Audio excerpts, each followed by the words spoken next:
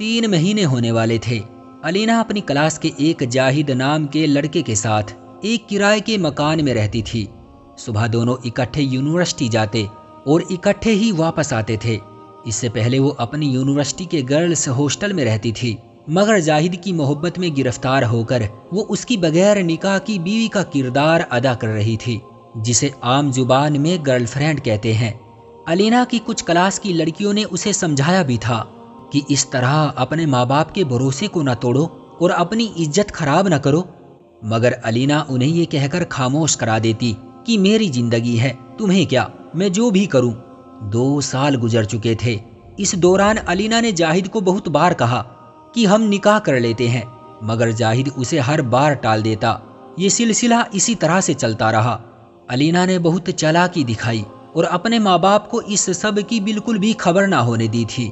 علینا امید سے ہو چکی تھی۔ جب اس نے جاہد کو بتایا تو وہ حیران ہو گیا۔ جاہد کو یہ سن کر غصہ آ گیا تھا۔ 2 دن گزر گئے، مگر جاہد نے علینا سے بات تک نہیں کی تھی۔ وہ شخص جو 2 سال سے دن رات محبت کے نغمے گاتا تھا، وہ اب علینا کی طرف دیکھنا بھی پسند نہیں کرتا تھا۔ علینا بھی جاہد کے اس رویے سے بہت پریشان تھی۔ دوسری پریشانی اس کے پیٹ میں پل رہی تھی۔ اب جاہد رات کو دیر سے گھر آتا اور آ کر خاموشی سے سو جاتا تھا۔ علینا رات رو رو کر گزار دیتی، مگر جاہد کو اس کے رونے سے ذرا بھی فرق نہیں پڑتا تھا۔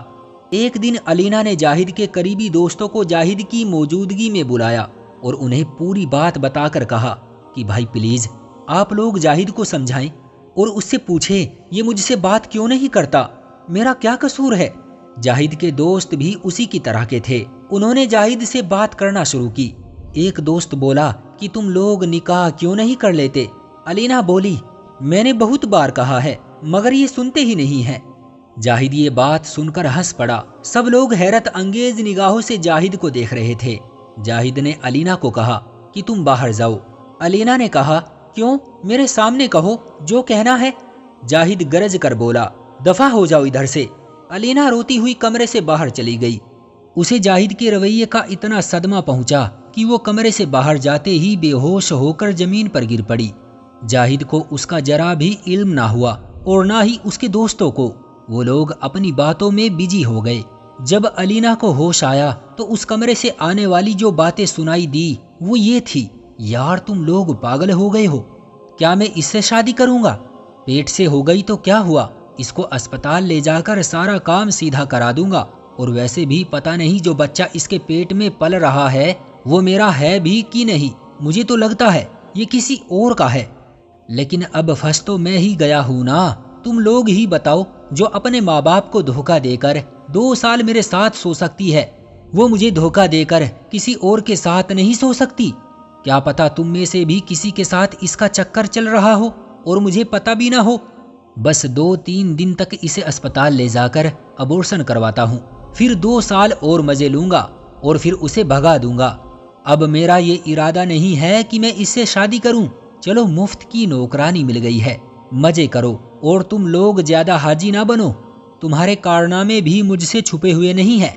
جاہد اور اس کے دوست زور زور سے ہنس رہے تھے۔ ایک لڑکا بولا یار جاہد ہمارا حصہ ہمیں کب دے گا؟ ارے یار اب یہ تمہاری ہی تو ہے، بس بچے والا معاملہ سیٹ کر لوں، اس کے بعد سب مل کر مزے کریں گے۔ اب تو سو رہی ہوگی، کل جب بستر گرم کروں گا تو ویڈیو بنا لوں گا، پھر یہ ہم سب کی رکھیل بن کر رہے گی اور کچھ بگاڑ بھی نہیں سکے گی ہمارا۔ علینا کو اپنے کانوں پر یقین نہیں ہو رہا تھا۔ وہ اپنے کمرے میں گئی اور اندر سے لاک کر کے پوری رات اپنی غلطیوں کو روتی رہی۔ صبح 5 بجے جاہد نے دروازہ بجایا۔ علینا نے دروازہ کھولا اور مسکراتے ہوئے چہرے سے جاہد کا ویلکم کیا۔ جاہد بھی اپنے بنائے گئے پلان پر عمل کرنے کے لیے ہونٹوں پر مسکان سجائے ہوئے تھا۔ اس نے علینا کو گلے لگایا اور کہا کہ سب دوست جا چکے ہیں، میں نے تمہارا بہت دل دکھایا ہے، چلو آج سارا حساب برابر کر دیتا ہوں۔ یہ کہہ کر وہ بیڈ پر لیٹ گیا۔ جاہد نے اپنی قمیض اتاری ہی تھی کہ علینا نے چاقو جاہد کے سینے کے آر پار کر دیا۔ جاہد چند منٹوں میں ہی تڑپ تڑپ کر مر گیا۔ علینا کی حالت خراب ہو چکی تھی۔ وہ فرش پر لیٹ گئی اور زور و قطار رونے لگی۔ صبح کے 7 بج چکے تھے۔ وہ اٹھی، جاہد کی لاش بیڈ پر پڑی تھی، اس کا منہ علینا کی طرف تھا۔ अलीना ने एक खून भरी नजरों से देखा और एक लात मारी तो जाहिद का मुंह दीवार की तरफ मुड़ गया। अलीना ने कपड़े बदले और बुर्का पहनकर बाहर निकल गई। वो खुद से बातें कर रही थी और अपनी किस्मत को कोस रही थी। अब उसे अपनी गलतियों पर पछतावा हो रहा था, मगर अब वो अपनी गलतियां सुधार नहीं सकती थी। उसने खुद से कहा, मेरे साथ ठीक ही हुआ, मेरे जैसी का अंजाम यही होना था।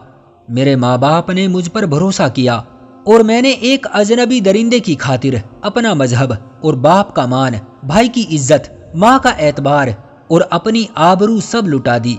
मेरा यही अंजाम होना था। नहीं नहीं, बल्कि ये भी बहुत कम है। ये सोचते हुए वो मेन रोड पर चलने वाले तेज रफ्तार ट्रक के सामने कूद पड़ी और अपनी जान गंवा दी। आजकल यूनिवर्सिटियों की कमी और हाई मेरिट की वजह से बच्चियों को दूसरे शहरों में शिक्षा हासिल करने जाना पड़ता है और घर वालों से दूर हॉस्टल में दिन गुजारने पड़ते हैं। इस तरह वो घरेलू पाबंदियों से आजाद हो जाती है। उन पर नजर रखने वाला कोई नहीं होता। ऐसे में कुछ लड़कियां तो अपनी हिफाजत कर लेती हैं, लेकिन कुछ लड़कियां नहीं कर पाती। यूनिवर्सिटी का माहौल, आजाद ख्याली, को एजुकेशन लड़कियों की सोच बदल देते हैं। अपनी अपनी क्लास के लड़कों और लड़कियों के ग्रुप बन जाते हैं और वो क्लास टाइम में भी पार्क, कैंटीन या फिर सुनसान जगह पर पाए जाते हैं। लड़कों की तो और बात होती है ना हमारे जमाने में। लड़के की बस गलती को देखा जाता है और ना ही उसकी इज्जत पर कोई उंगली उठाता है। सब बुरा लड़कियों का ही होता है। इसलिए अगर आपके माँ बाप ने आप पर विश्वास किया है तो उनके विश्वास को ना तोड़ें। जब बेटी घर से बाहर भाई के साथ भी चली जाए तो माँ बाप को फिक्र लगी रहती है। सोचे, अगर उन्होंने आपको खुद से दूर, घर से दूर भेजा है तो दिल को किस तरह समझाया होगा। आपको क्या लगता है कि आप हॉस्टल में सुकून की नींद सो रही हैं तो आपके माँ बाप, भाई बहन भी सुकून से सोते होंगे? बिल्कुल नहीं। उन्हें हर लम्हा आपका ख्याल आता होगा और उनकी मोहब्बत का अंदाजा आपको तब हो ही जाता होगा जब आप महीने 2 महीने बाद अपने घर आती हो। आप शिक्षा हासिल करने आई हैं, शिक्षा हासिल करें, फिजूल कामों में ना पड़े, अपने काम से काम रखें। ये भी एक कड़वी सच्चाई है, इसको कोई माने या ना माने। लड़कियां फूलों की तरह होती है, जिस पर भंवरा मंडराएगा ही मंडराएगा, क्योंकि ये इस सृष्टि का नेचर है। इसलिए मेरी बहनों, पर्दा किया करें जब तक आपका चेहरा छुपा हुआ है। कोई आपको गंदी नजर से नहीं देख सकता। अक्सर लड़कियों का लिबास घर में और तरह का होता है और यूनिवर्सिटी में और तरह का। आप किसी और को धोखा नहीं दे रही, अपने आप को और अपने माँ बाप को धोखा दे रही हैं। खुदारा अपने और अपने माँ बाप की इज्जत का ख्याल रखें। भले ही आपको आपके माँ बाप नहीं देख रहे, मगर ऊपर वाला तो देख रहा है ना, उसी का खौफ कर लें। और माँ बाप को भी चाहिए कि बच्चों पर अंधा विश्वास ना करें। क्यों दोस्तों, सही कहा ना मैंने? कमेंट करके अपनी राय का इजहार जरूर करें। वीडियो को लाइक कर दीजिए और इसी तरह की कहानियां लगातार देखने और सुनने के लिए चैनल को सब्सक्राइब करके घंटी को दबाकर ऑल पर सेट कर लीजिए, ताकि आने वाली वीडियो का नोटिफिकेशन आपके पास तुरंत पहुंचे। मैं मिलता हूं आपसे अगली वीडियो में, तब तक के लिए धन्यवाद।